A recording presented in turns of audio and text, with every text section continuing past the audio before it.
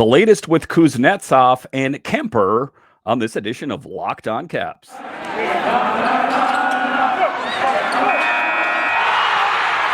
Your Locked On Capitals, your daily podcast on the Washington Capitals. Part of the Locked On Podcast Network, your team every day.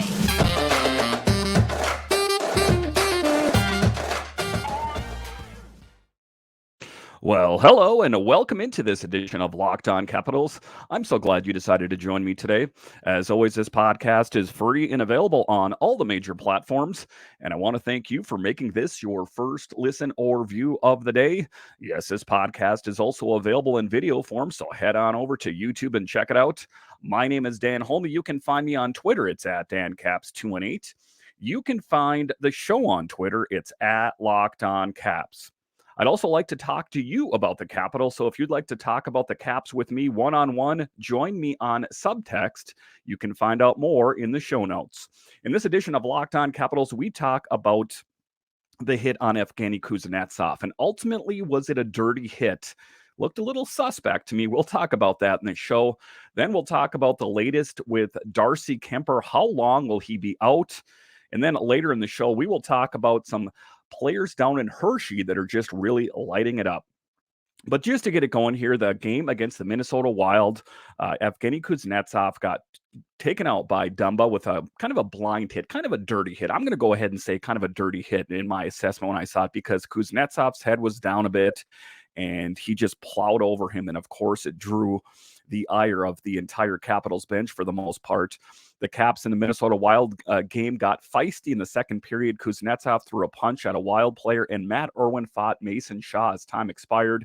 In the third period, more scores were settled as Matt Dumba targeted Kuznetsov with a high blindside hit as the Capitals forward moved the puck out of the defensive zone. Wright's Russian machine never breaks. And it was one of those things, and I kind of agree with Ian's assessment here. It was a blindside hit, and it kind of fits the narrative of, a dirty hit. And I think that ultimately there should be some kind of supplemental discipline that takes place, maybe a suspension for a game or two, something like that. But he left the ice, and he was down on the ice for some time after that hit. I was at the game, and he was just kind of like face down in the ice for, I would say, a good 3 minutes or so before he left, and then left the game after that. So this is not optimal timing. We know that, we're in this point of the season where all games now are must-win games, and, this team has faced just a myriad of different injuries this year. So to have a key piece like Evgeny Kuznetsov out of the lineup, of course, that is not optimal, but it goes on. But is it a dirty hit?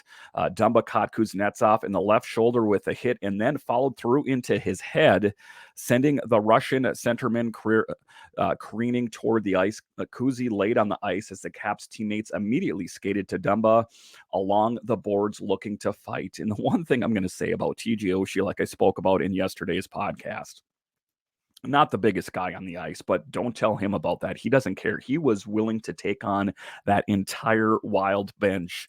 And, just seeing him in person, I've seen him before, but it just really seems like he was one of the leaders out on the ice there, just in general. But to really stick up for Kuznetsov there, that's what it's all about. Team tough. You got to stand up for your teammates, and what I perceived as a dirty hit as well.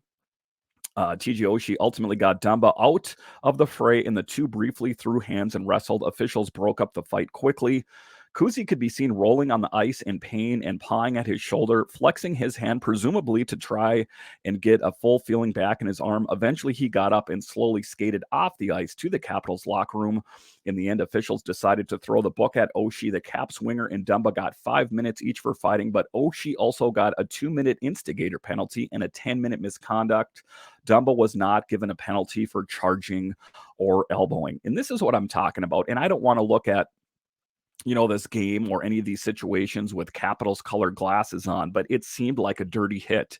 So why did they throw the book at TJ Oshie, but they didn't really do anything for Dumba?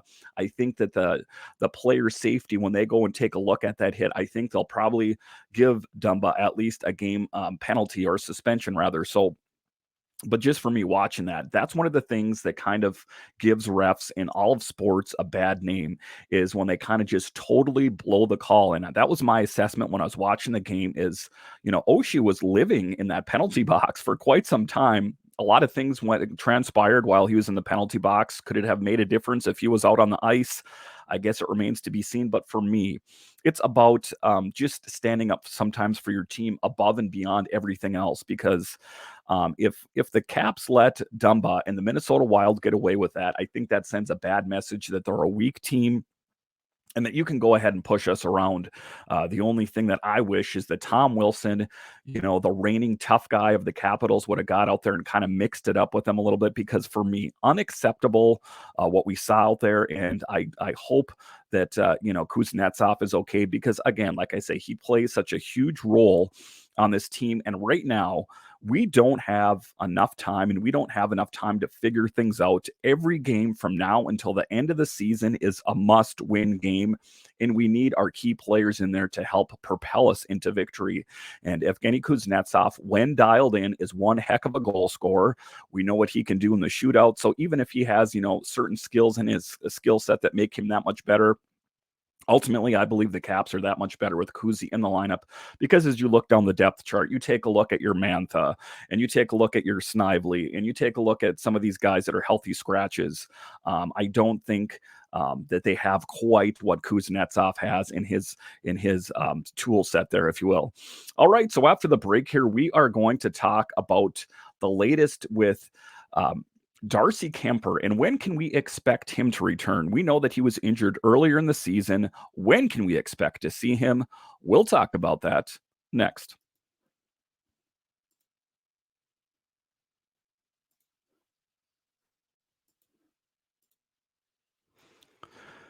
The tournament is heating up, and now is the perfect time to download FanDuel, America's #1 sportsbook, because new customers get a no-sweat first bet up to $1,000. That's bonus bets back if your first bet doesn't win.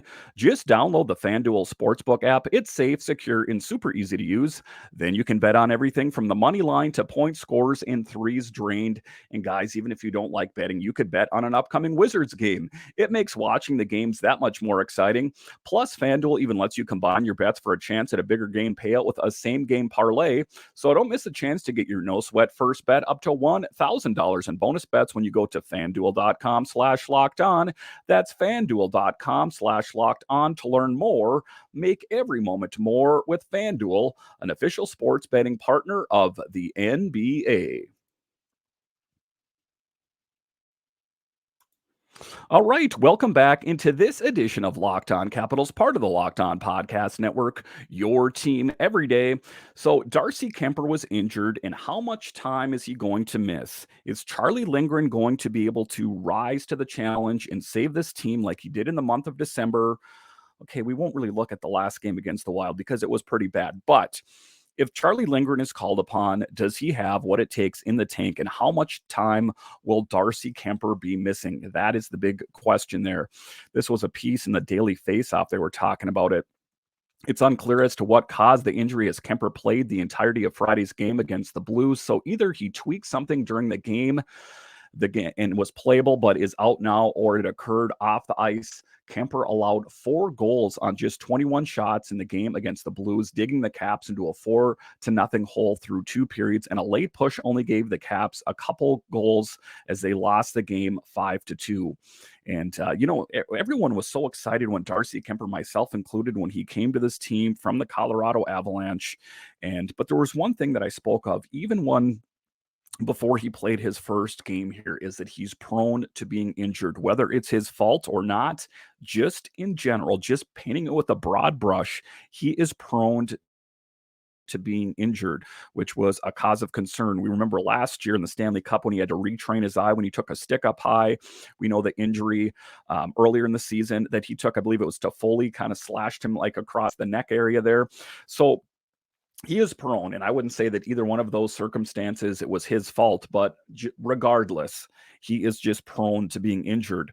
Kuemper is having a solid season in Washington with a 20-22-5 record and a .911 save percentage and a 10.53 5-on-5 goals saved above expected. His save percentage isn't quite on par with his excellent career average of .917, but his 5-on-5 goals saved above expected show that he has much more to do with the Capitals team in front of him than his individual performance. And of course, that's the case because the same thing that you saw happen the other night against the Wild, where the defense kind of folded in front of Charlie Lindgren. I'm not going to absolve Charlie Lindgren of all of his play out there, but there were times where he was under duress and he had to make some high danger saves or allow in some high danger shots that, maybe could have got cleaned up from the defense. Chucky Lindgren got the start on Sunday against the Wild, while Zach Fucale served as the backup. Going into the game, Lindgren is 13-8-2 on the year with a .903 save percentage and a 0.28 5-on-5 goals saved above expected, while Fucale is 19-10-2 record and a .899 save percentage in 33 games for the Hershey Bears in the AHL. And, the one thing we know about the Hershey Bears is they are playing so well this year, kind of a contrast to the Capitals team. You got Fucale and Hunter Shepard down there killing it. And can the Capitals, can they ultimately find, their touch here down the end of the stretch here, or should they be setting up tea time shortly after the end of the season? If they are going to have plans for greater things, they're going to do it at least in part on the backs of their netminders, Charlie Lindgren and Darcy Kuemper or Zach Fucale or Hunter Shepard or whoever it means. The one thing I know about the Caps team for sure is they have depth for days down in Hershey, also down in the Stingrays, just these guys that are, preparing for their future in the NHL and hopefully the Capitals. It's yet another injury the Caps have yet to deal with this season, including the current ones to John Carlson, Connor Brown, and Carl Hagelin.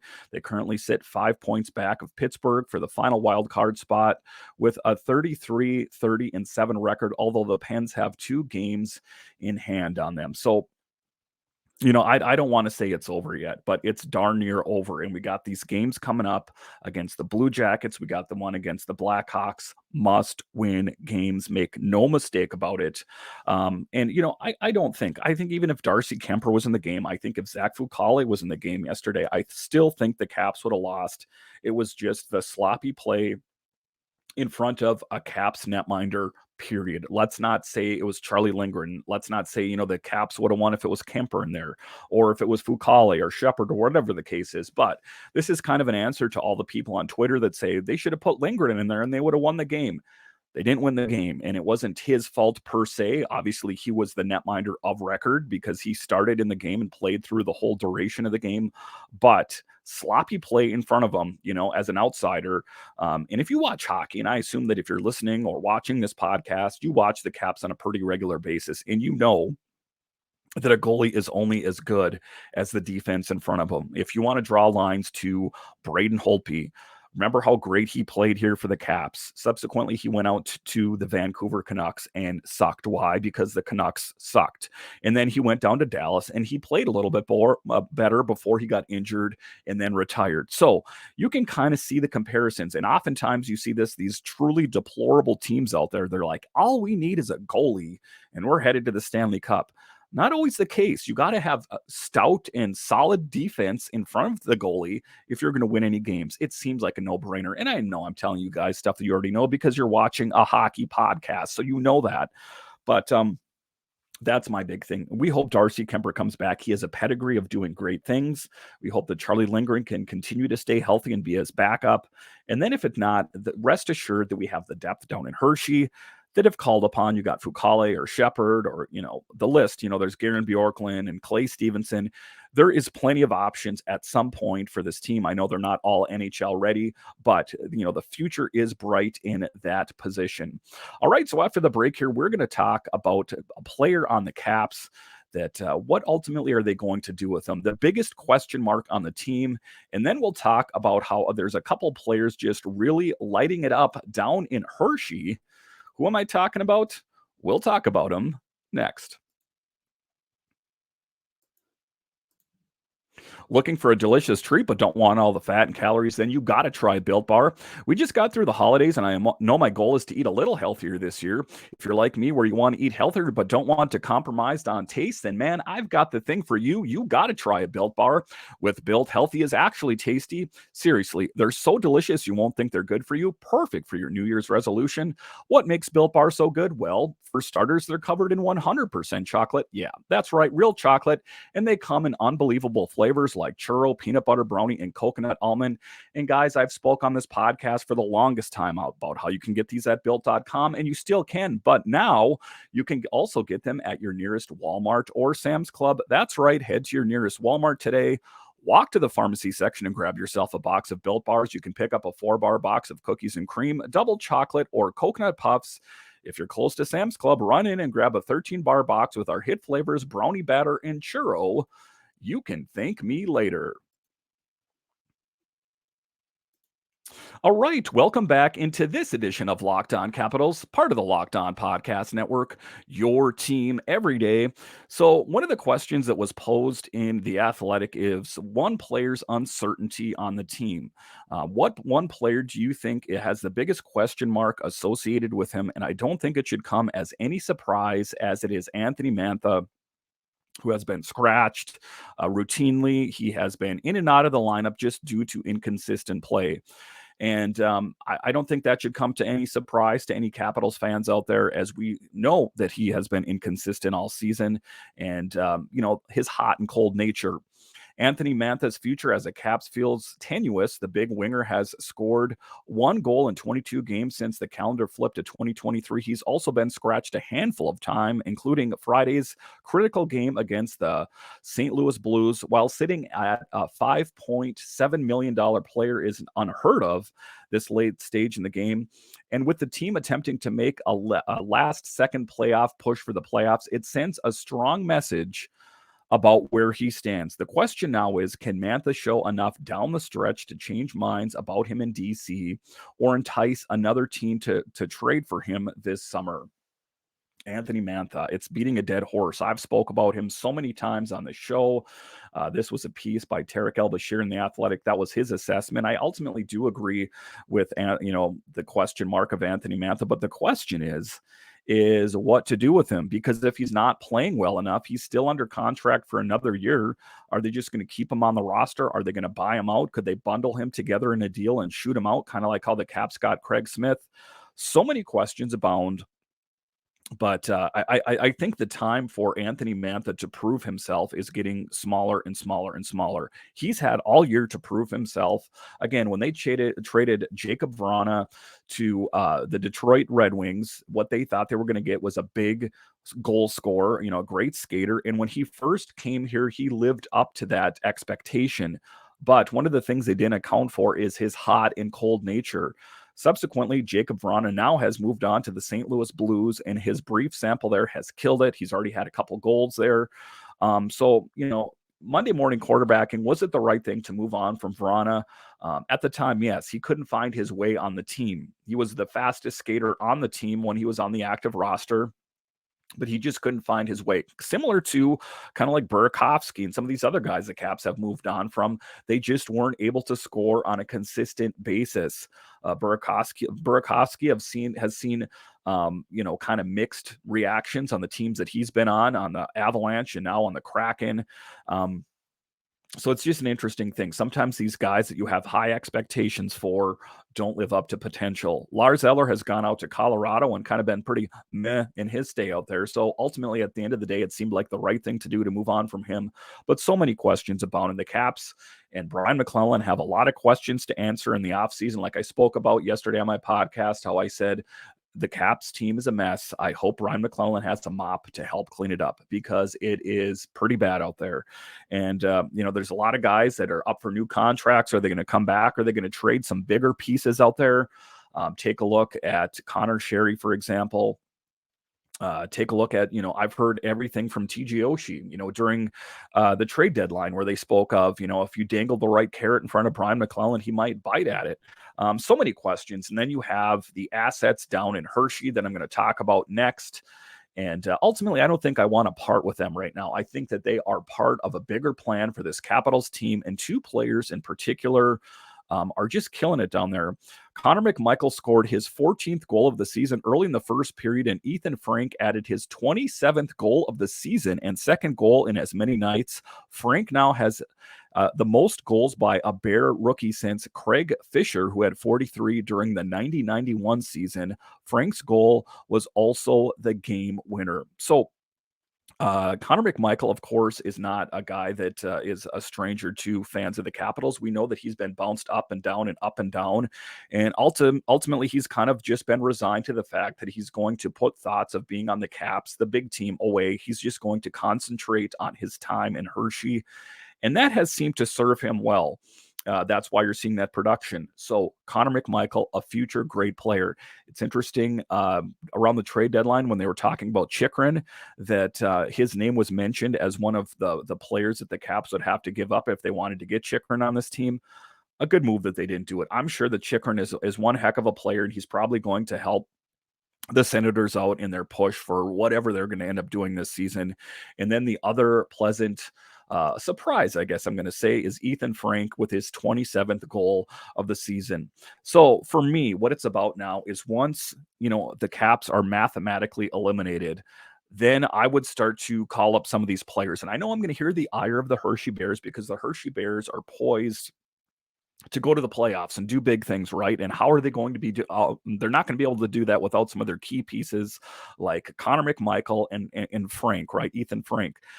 But their real world experience, getting NHL experience, would be huge. And we could use the rest of this season to assess what kind of players they are, right? Because if they were competing right now, obviously McMichael and Ethen Frank probably we wouldn't even be talking about them as an option about coming up to the big team, the Capitals here. But once the conclusion is reached that the season is over and the Caps will not make it to the playoffs, I think then it's about assessing. That's about taking Mantha and sitting him and sitting some of these players that just aren't performing.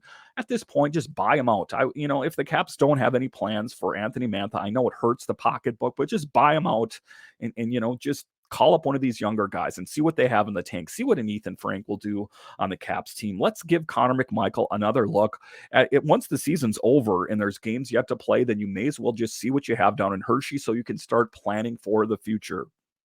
Again, I understand it's not ideal because the Hershey Bears are in the thick of it and they're poised to do great things in the playoffs ostensibly. But you have to think bigger picture. The Hershey Bears function is to serve as a proving ground and a training place, a school, if you will, to prepare yourself for bigger things. It is the farm team of the Washington Capitals, to use a baseball term. That's when someone's injured. You can call someone up from Hershey. You develop your skill set down in Hershey. But ultimately, Hershey serves the Capitals for future players and present players to call up. And I think it would serve as a really great opportunity once the Capitals are out of it, and maybe even before that, because what I saw out on the ice the other night against the Wild was quite deplorable.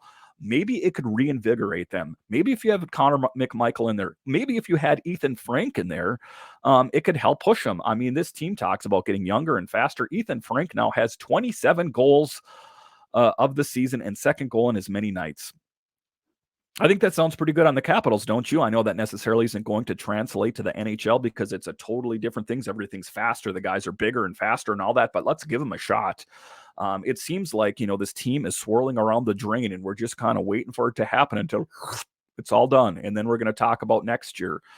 It's not over yet. As of right now, it is not over. Let's not squander this opportunity.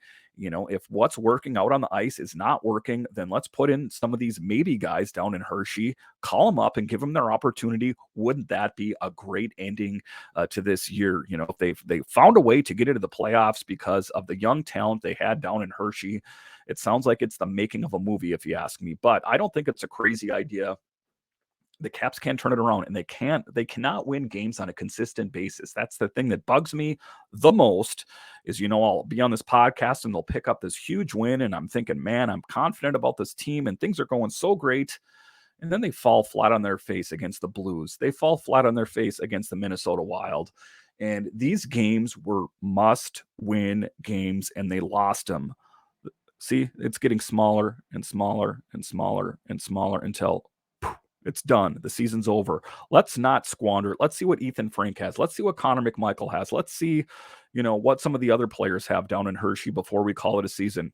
Thank you for making Locked On Capitals your first listen today. Now make your second listen Locked On Game to Game NHL.